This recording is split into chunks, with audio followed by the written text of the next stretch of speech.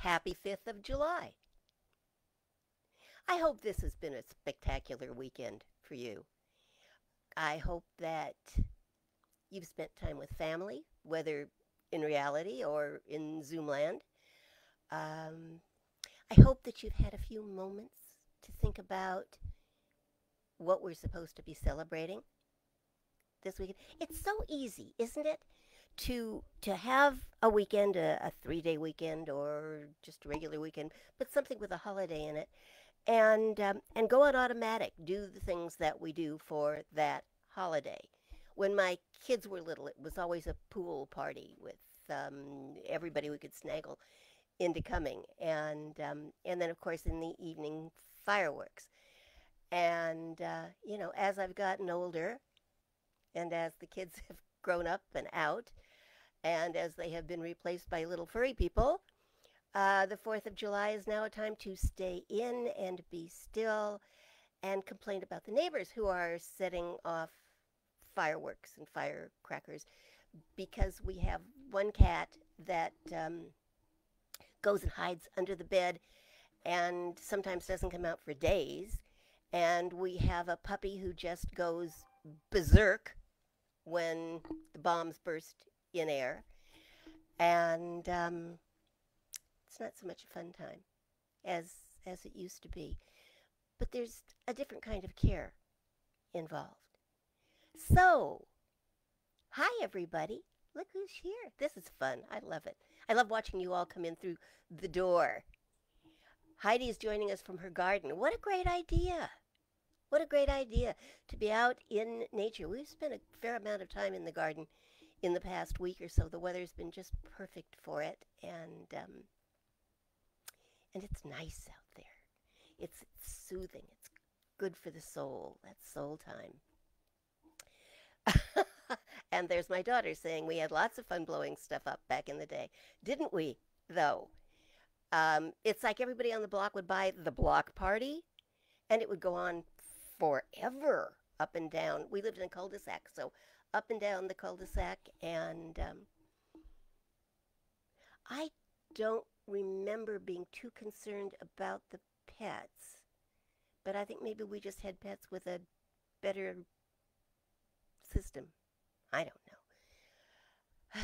I'm sorry now for what we must have put some of them through, but we're making up for it. Happy Sunday. How's the cat doing? Susan, you are so sweet. The cat's doing pretty well, pretty well. He's just about the time we think he's all well and everything's fine, he kind of acts really old and tired and stiff and froze up. Today was kind of halfway between both of those things. So I believe he's getting better. I'm going to stick with that and not wish anything else on him that he hasn't already got. He's 15 years old. Is that right, Cat? Yeah, he's 15 years old. And we fully expect him to last another 5 years. We kind of think that way.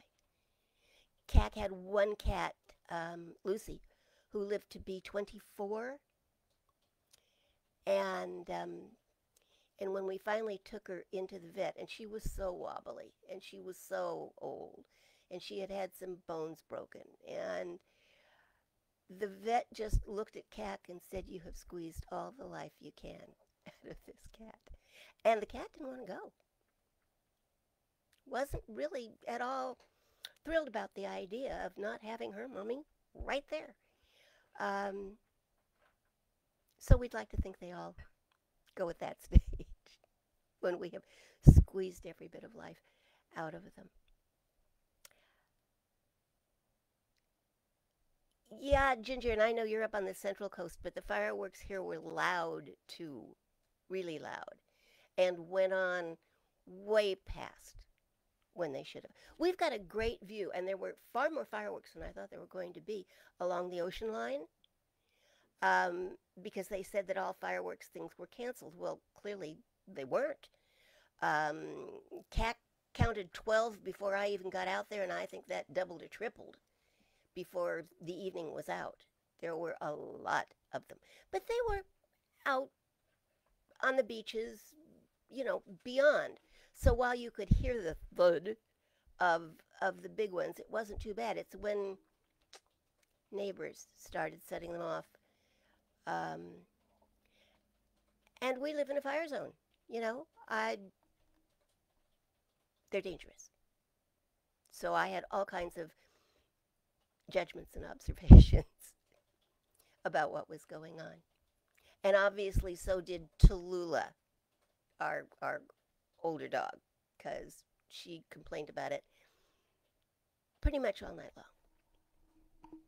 Poor little thing. I feel bad for her. So, you guys, how's this week been? What's been going on in your life? Oh, I know there's something I want to share with you. Earlier this week, I taped my talk for Unity Ventura, and they played it back at 10 o'clock this morning, which is when they're on the air, and they do YouTube and Facebook, and I don't know, there's like 4 or 5 different ways you can connect with them and watch their service. And I am so hoping that they replay. I'm going to say you can probably get it on YouTube. I'd love for all of you to see what they did. Cac and I were both in tears at the end of what they did. It was beautiful. It was really beautiful. I gave my talk, which was very similar to the Vera Lynn talk that I gave on Facebook last week, or the week before, last week. And then they added the music, and it was awesome. And I would love to have all of you have that experience, because it was wonderful. It was heartwarming. It was perfect, I thought, for the 4th of July. It's amazing. So, Unity Church of Ventura, Ventura Unity, it's probably on their website, but because I know they broadcast or narrowcast or whatever it's called on YouTube as well, I'm going to guess that it's there, although it may also be on their Facebook page. So check there, but not now. We have talking to do. You can check when we're done. Okay, Cac is going to check it out and post a link. I think you love it. I think you'd really love it, and I really would like all of you to have the experience, because they've done a great job, a really great job. And, further proof that it all starts with an idea. And what a great idea they had. And I get some of the credit, they said, because I suggested the song. And I have since emailed Smitty, who is the music director, and told him how amazing I thought it was. And he came back with the idea that, because I had asked for the song, "We'll Meet Again," and he said he first of all rolled his eyes, and then something clicked, I guess. And it's go there, Unity Ventura, 10 o'clock service, July 5th, today. But stay with us in the meantime. Hello yourself, Dollface. Hi, Don. Don is with us. There it is. Okay, it is on YouTube. Great. All right. So let us, I suppose, get on with today's discussion, as it were. Don't you love that I call it a discussion when I do all the talking? I don't know when to shut up. And I suppose I never will learn. So thanks for being here and being willing to listen. I appreciate it. I need to speak louder? Do I need to speak louder? Yes. Okay, I can do that. I can absolutely do that. Hold on, I'm adjusting some stuff here that just kind of went wacko for a minute. There we go. Okay. So here we are on the 5th of July, and I've got to tell you, I wasn't going to talk about the 4th of July. The 4th was yesterday. This is the 5th. This is today. And I've always had a thing about talking about holidays once they're over. Valentine's Day is the 14th of February, and you don't talk about it on the 15th. Okay? 4th of July is the 4th of July, and you don't talk about it on the 5th. Well, I found myself feeling really annoyed yesterday. Just annoyed. And when I looked into it, I discovered that the reason I was annoyed was that I was running in my head some judgments, perceptions, if you were, that there were people using the Constitution and the Bill of Rights as an excuse for bad behavior. So, this year, fireworks were against the law here, even on the 4th of July. I know I don't have to explain to this group that there are several really good reasons for that, all of which have to do with a temporary condition, a disease, that is causing permanent damage. Well, and then here there is the risk of fire hazard, which, if you could have seen how decimated this neighborhood was in late December of 2017, you would never light another match without trembling. So, the governor has determined that thou shalt not go out in public without a face mask. Another temporary inconvenience caused by that same temporary condition, a pandemic that is causing a great deal of really permanent damage. Now, folks, there will be other July 4ths for those who live to see them. And there will come a day, I pray, when face masks are once again relegated to Halloween. But for now, pretty please does not seem to have had the desired result. COVID cases are spiking at an alarming rate, and so the laws reflect the need for universal compliance with certain procedures. Compliance that is intended to, and most likely will, save lives. Maybe even one of ours, or the life of someone we love. So it seems to me that wearing a mask or doing without fireworks is a small price to pay to save a life. Yet there are those who refuse to do it. And I don't get it.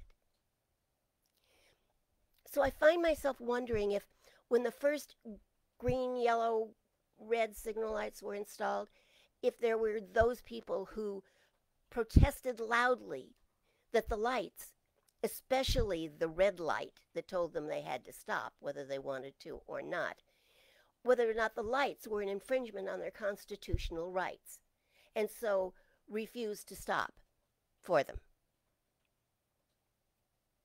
Forget that the lights were intended so that people wouldn't hit each other at intersections and possibly even be injured or killed. I can hear some of those voices now. I have a right to keep doing what I want to do. I have a right to keep going. I have a right not to stop if I don't want to, especially if it's inconvenient or if I really want to get somewhere. You can't tell me to stop if I don't want to stop. This is America, and I have rights. And so they do. one of which is the right to protest. Our founders wrote, "We hold these truths to be self-evident, that all men are created equal, that they are endowed with certain unalienable rights, that among these are life, liberty, and the pursuit of happiness." Liberty. Yes. Liberty, freedom, and the right to pursue what makes you happy. We are guaranteed these things by the Constitution, which was signed by a group of considerably radical rebels who were the founders of this nation 244 years and 1 day ago. Oh, yeah, and there's more to it than that. It goes on. To secure these rights, governments are instituted among men, deriving their just powers from the consent of the governed. It adds that whenever any form of government becomes destructive to these ends, it is the right of the people to alter or abolish it. That's done at the polls. So there is that. Don't like it? Don't like the law? Change it. And then, as if in answer to the reason for doing all this, the Constitution decrees that the people can institute new government, laying its foundation on such principles and organizing its powers in such form as to them shall seem most likely to affect their safety and happiness.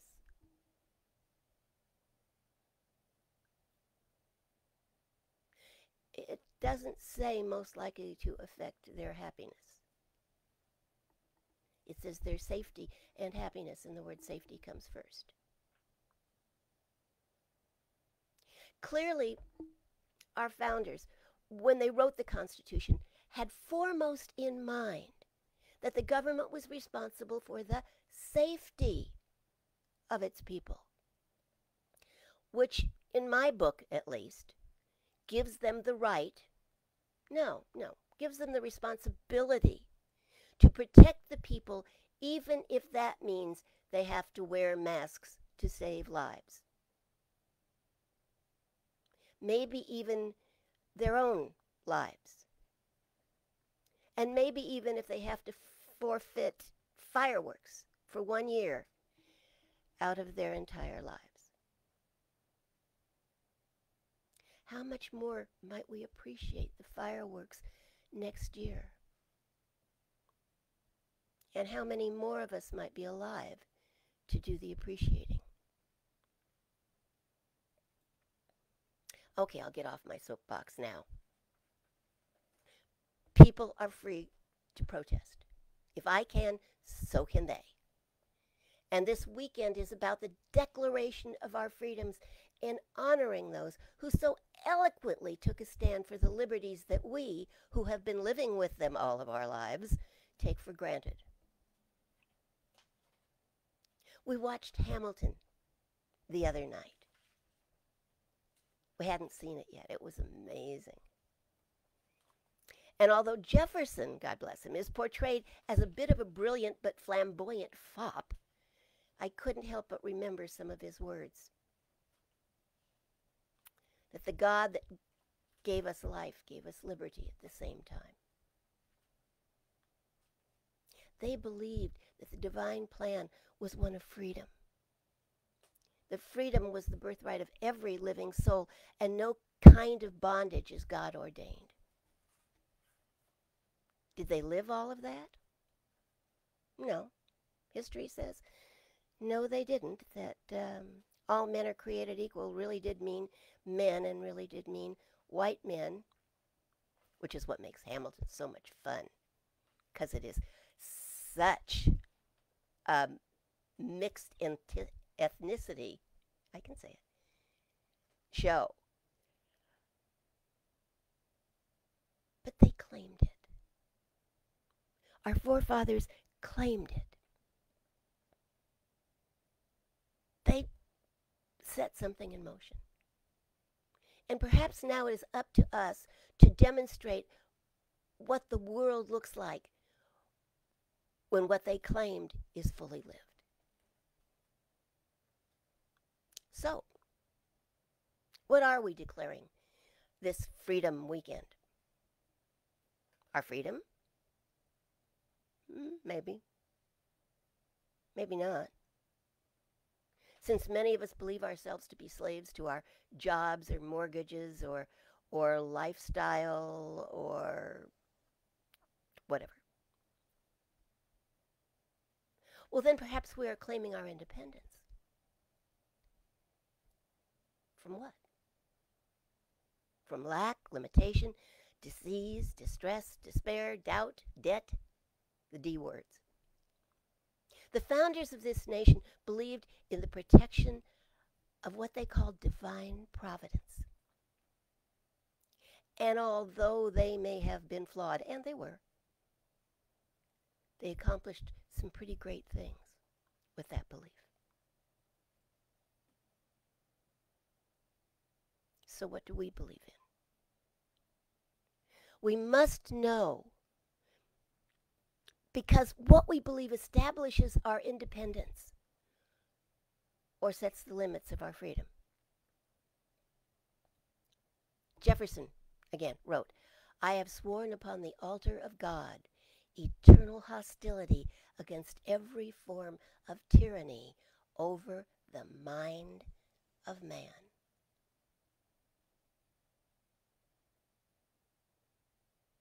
150 years later in the Supreme Court, Oliver Wendell Holmes upheld that vision when he wrote, "If there is any principle that more imperatively calls for attachment than any other, it is the principle of free thought."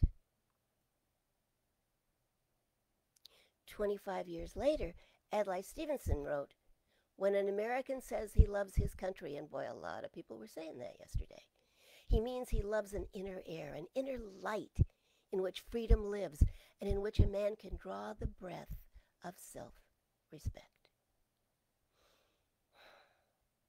All those years, all those voices, you'd think we'd get it. But I'm not sure we always do.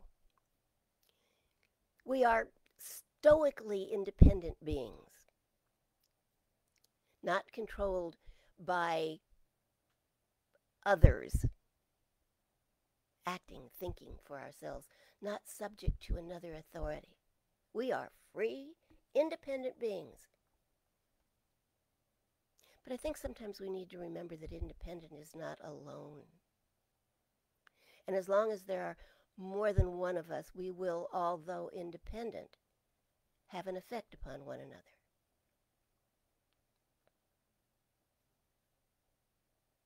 Not me. I'm not affected by what other people think. Really? Carl Jung, let me get off the politicians for a minute. Carl Jung said, "No one can flatter himself that he is immune to the spirit of his own age, or even that he possesses a full understanding of it. Irrespective of our conscious convictions, each of us, without exception, being a particle of the general mass, is somewhere attached to, colored by, or even undermined by the spirit of the mass. And freedom stretches only as far as the limits of our consciousness." We are all affected by the thinking around us. We are hopefully growing, changing, expanding our understanding of those things which we say we believe in. Hegel once said that the history of the world is none other than the progress of the consciousness of freedom. Again, Jefferson. "Ignorance is the enslaver of free men. We cannot be ignorant and free That is to expect what never was and never will be.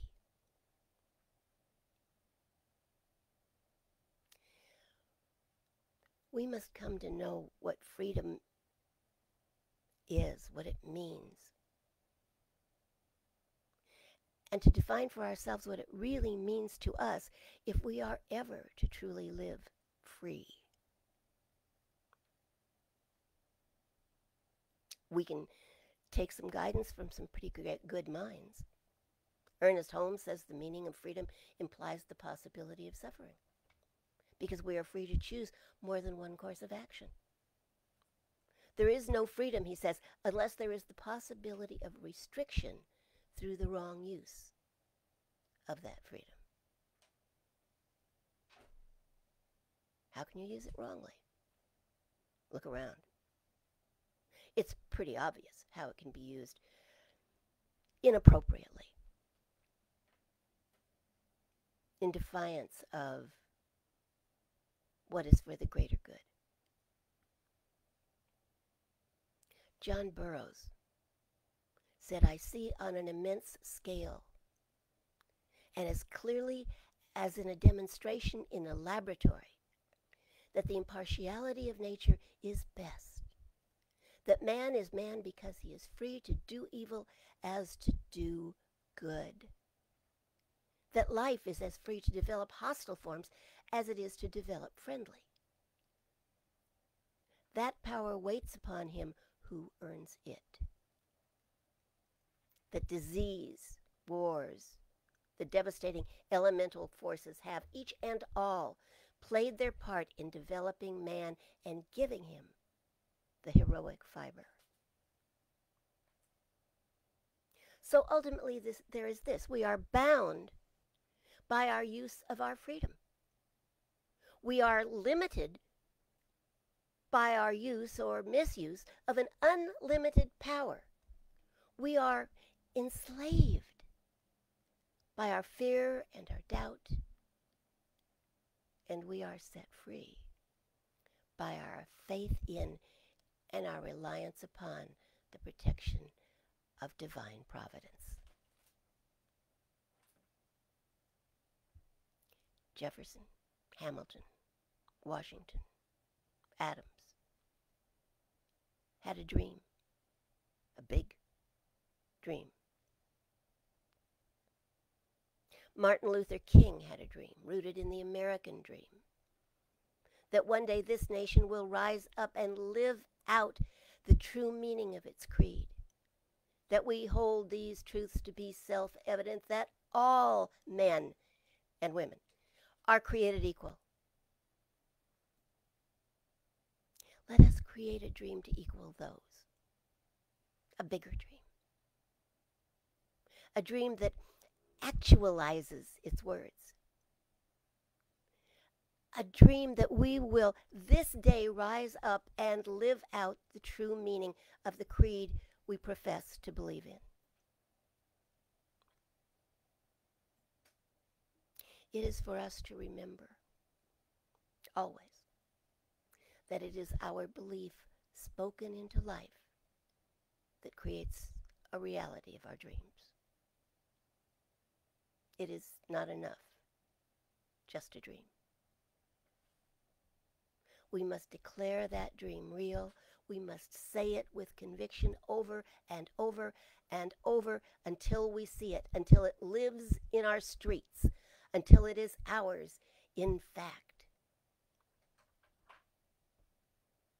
Let us speak the words. That's the start. While absolutely believing in the protection of divine providence,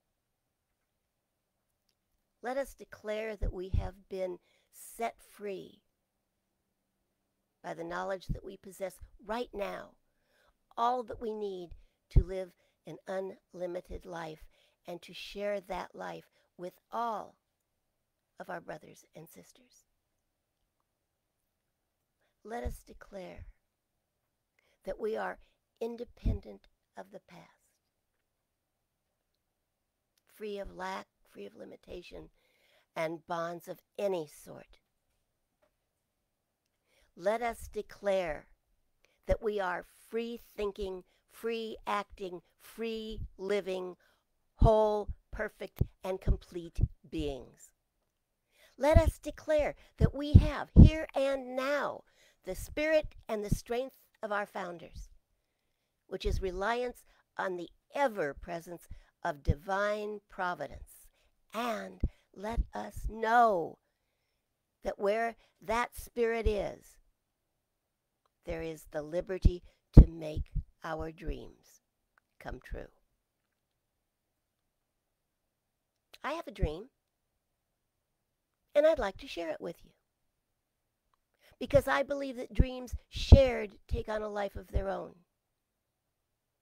I have a dream that one day we will all come to realize that the power that binds us is the power of freedom, and that it is the only power that will set us free. I have a dream that one day we will all come to realize that we create lives of bondage not out of limitation, but out of limited thinking. I have a dream that the day will come that we will realize that God helps those who know themselves, because that is the ultimate realization that the highest God and the innermost God is one God. I have a dream that the day of my dream is today, July 5th, 2020. That this is the day that we know the truth. And in the words of that great old spiritual, on this day, we are free at last. Free at last. Thank God Almighty. We are free at last. And so, my friends, and so it is. Okay, my thoughts, my soapbox. I will step down from it for now. For now. Susan watched Hamilton last night, too. Yay! Wasn't it grand?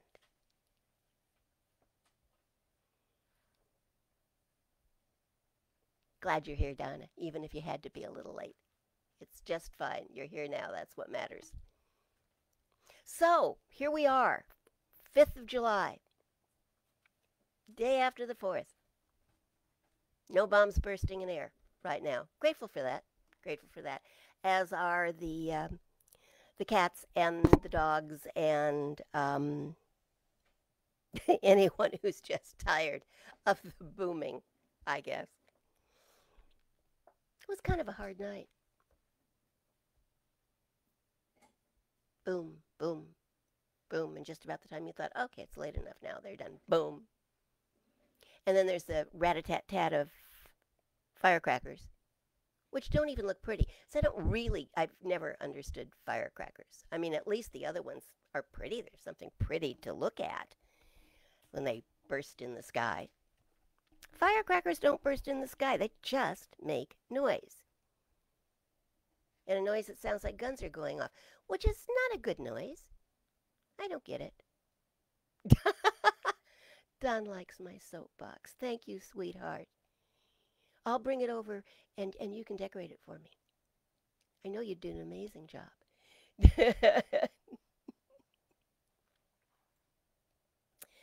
Oh, I was inspired by Hamilton. I was truly inspired. It reminded me that a lot of people gave a lot, did a lot, took a lot of really incredible stands against a pretty big power to create what we do take for granted. And I suppose it's on one level that's good. That means appreciate it. We own it. It's ours. And on the other hand, I think sometimes we need to be reminded that a lot of people have given their lives and their sacred fortunes to uphold these ideals that we just assume are ours. We haven't earned them, really, most of us. Some of you have.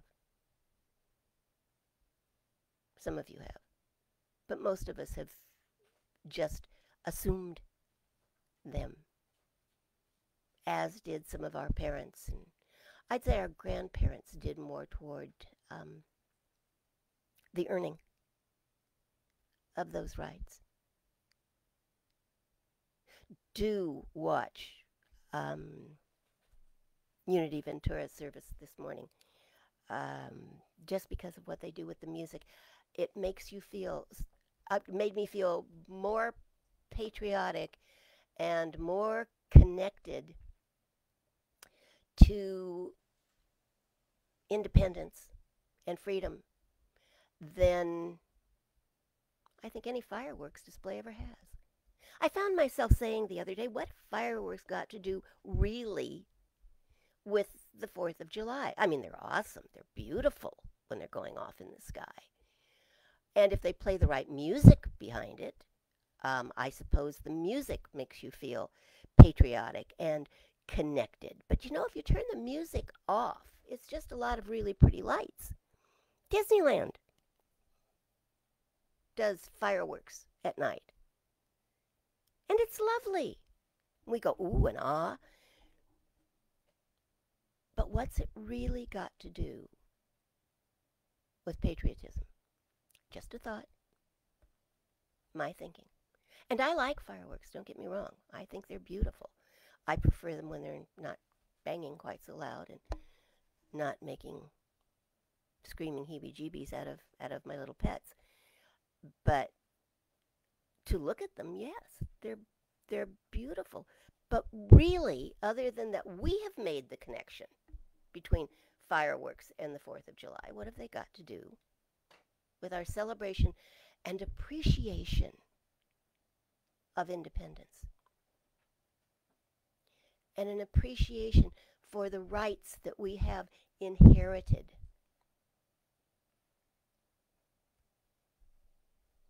Just random thoughts. Musings, if you will, on bombs bursting in air. If you joined us late, I want to remind you to take a few more minutes, maybe at the end of our time together, and go visit the Unity Ventura site. It's probably on Facebook. I know it's on Facebook. It's definitely on YouTube. Kat, could you put that up one more time? It's on your Facebook page. Oh, it's on my Facebook page. Thank you. I can't see that, so I don't know what marvelous magical things she is doing when I'm not paying attention. But they took my talk about Vera Lynn, Dame Vera Lynn, who I have talked about here before, and put it together with her music and her really special version of We'll Meet Again. And just, the music is incredible. You don't have to listen to my whole talk, especially if you've already heard it. Oh, yes, I do, because it's brilliant. Cac says, yes, you do have to listen to the talk. Okay, so listen to the talk. There's the connection. I see it. Thank you very much. It's a YouTube connection. And, but stay for the music. Please stay for the music, because that's what I really want you to hear. It's just amazing.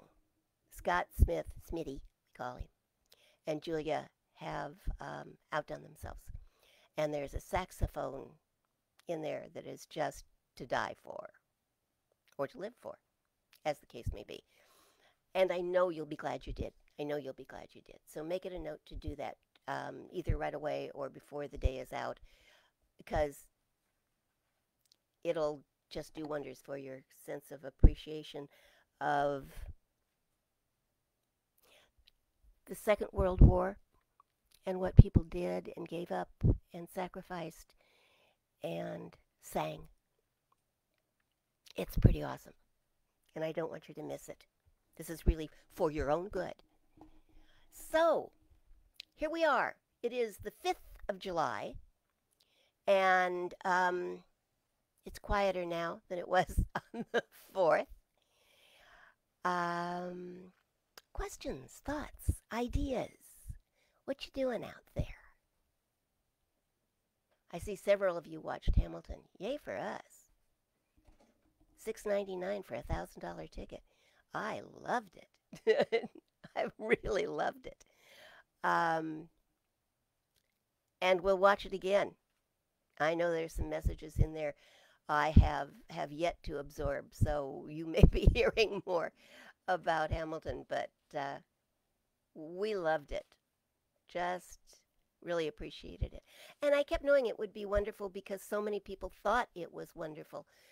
But I didn't expect it to be what it was, nor did I expect to enjoy it as much as I did. So I got to be really thrilled and surprised, and I hope you were and did as well.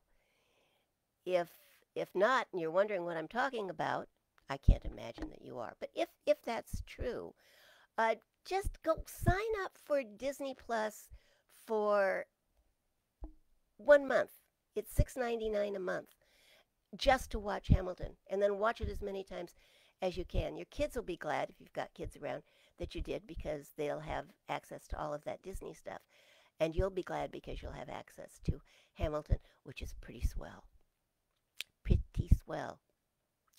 Lin-Manuel Miranda is obviously our 21st century version of a Renaissance man, and living it out fully. He acts, he sings, he writes music, he stages shows. He's just incredible. I'm very impressed.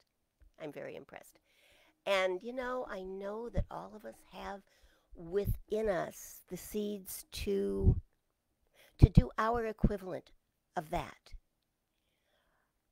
to shine and be bigger in life than anyone ever thought we could be. Oops. No, we don't need that.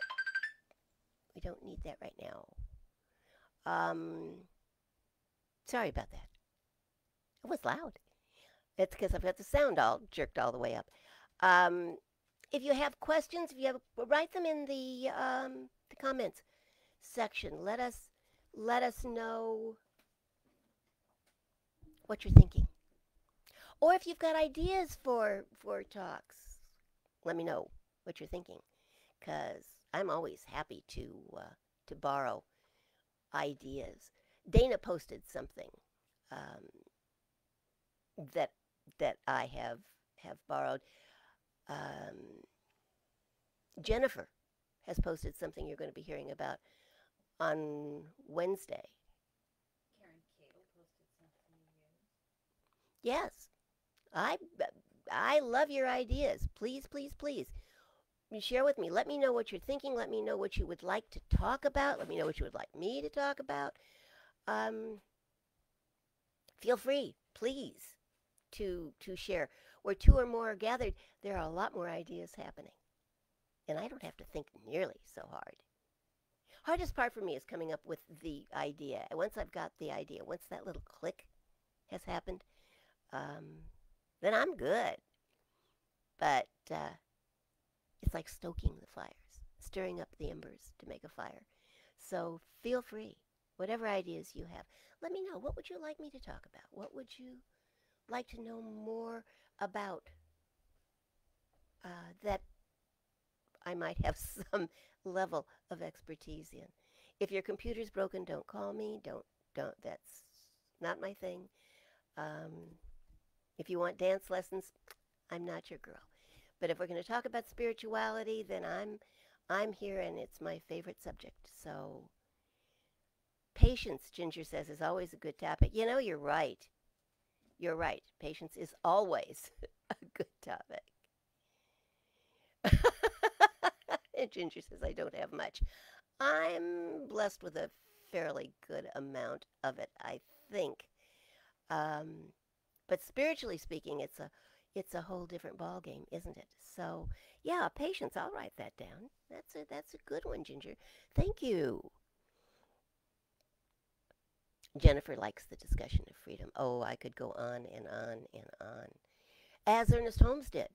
I mean, there is a ton of talk about freedom in the science of mind. He really, really beats it up very well, spiritually speaking. Um, because it really is, isn't it, all about our ability to take the freedom that we have to create anything and to create anything, good, bad, or indifferent. It all starts with an idea. And then it's the faith and the energy and the trust that we put behind the idea that gets to say how big it's going to be, how real it's going to be in our lives.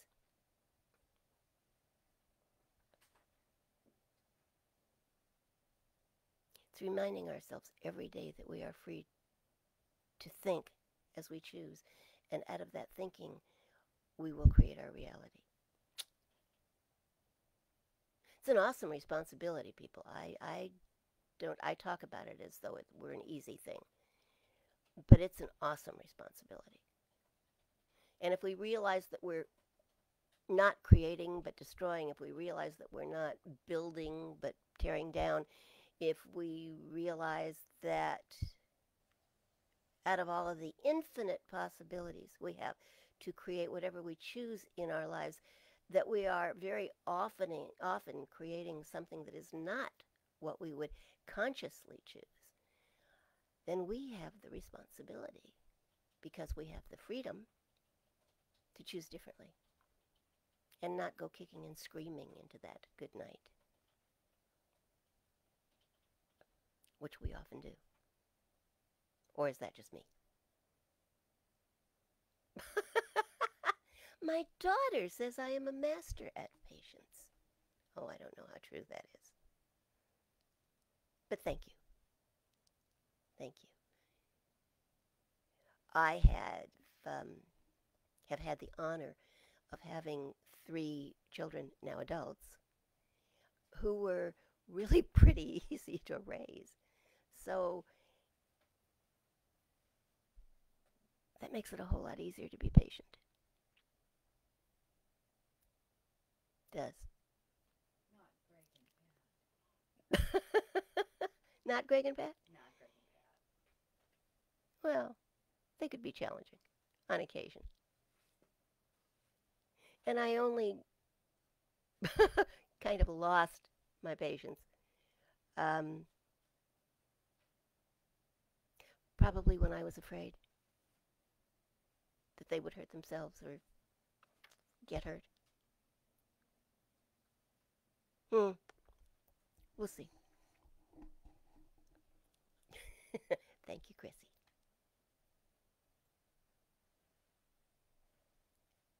You are absolutely up to it, Jennifer. If anyone is, I know you are. I know you are. And it is an awesome responsibility. And we forget. And we sometimes go do something else even though we know better, don't we? That's part of the learning process. That's part of the learning process. We are still here to learn. I believe that. And having the information is a step in the right direction. Applying it is the process. It's harder than learning to walk and harder than learning to talk. It is often challenging, and we often fall short of the mark. But that's how we learn, isn't it? Isn't it? Falling short of the mark shows us what we should have done differently. And then we can adjust and do it again differently. And sometimes we have to do it differently several times before we get it or before we hit the mark. You know, the old archery term, sinning, which was an old archery term. That's where it started. The old term, they called it sinning when you missed the mark, when you didn't hit the bullseye.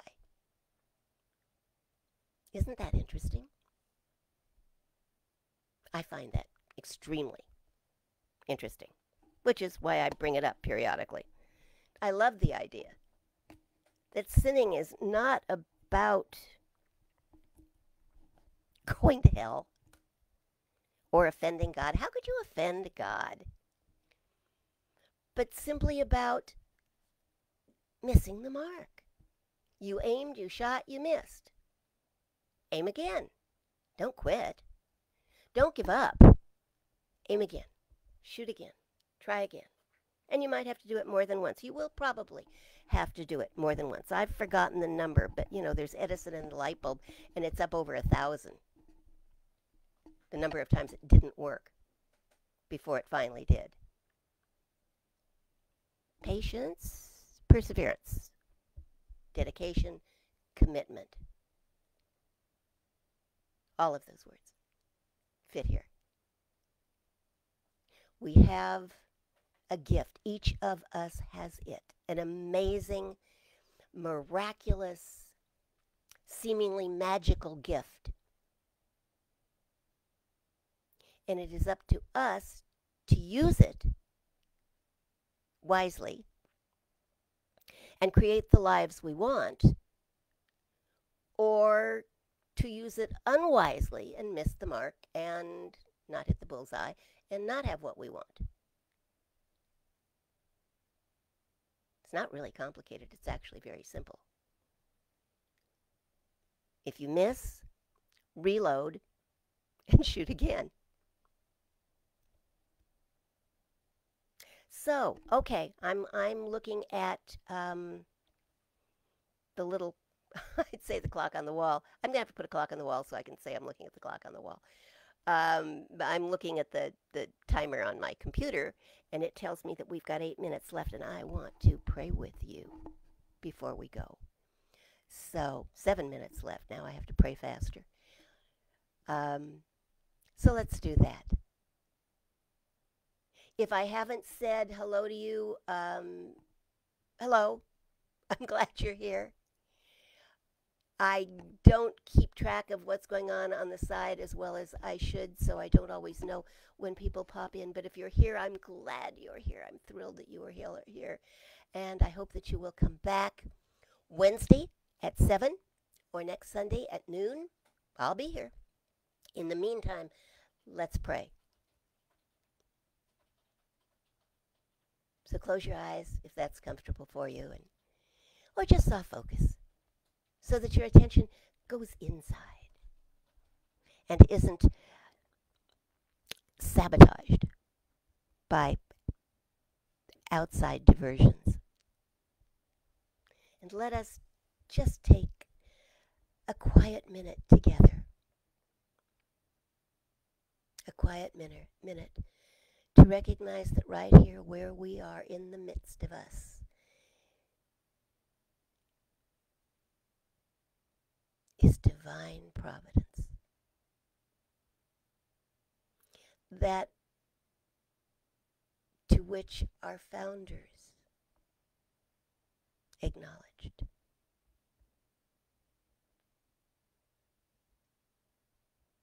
And our lives to this day are built on that, a reliance upon divine providence. We are surrounded by, submerged in, and filled with the presence and the power and the possibility inherent in divine providence.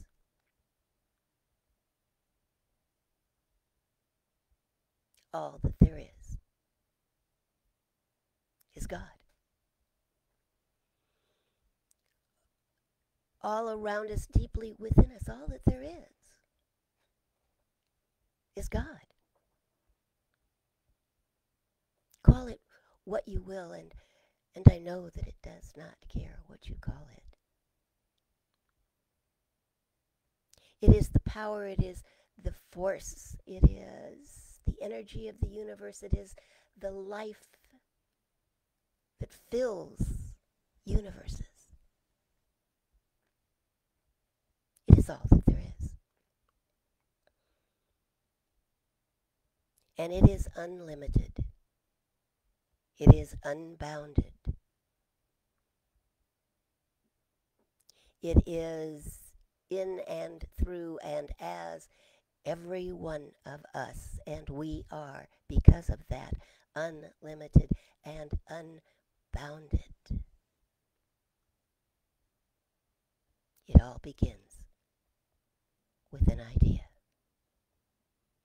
And so I claim for each of us today, I declare for each one of us today, right ideas. Ideas that will lift us and all of those around us and beyond those around us. Ideas that will infect the world with joy and happiness and peace and power and plenty.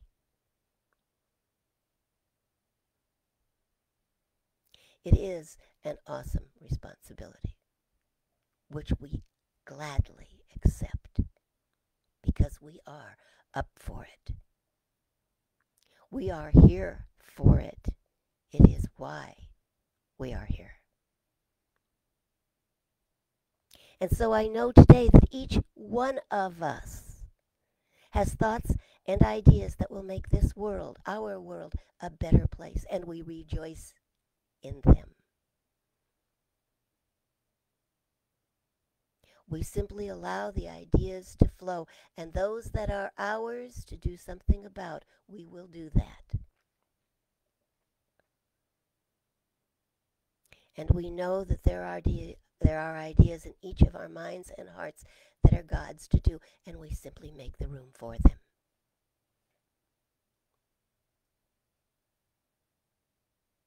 And we are here for one another, for ourselves, and for God. And allow that creative force to do what it does in us, as us, and through us. Gratefully,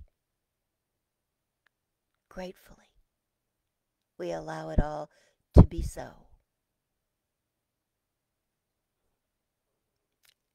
And so it is. And so it is.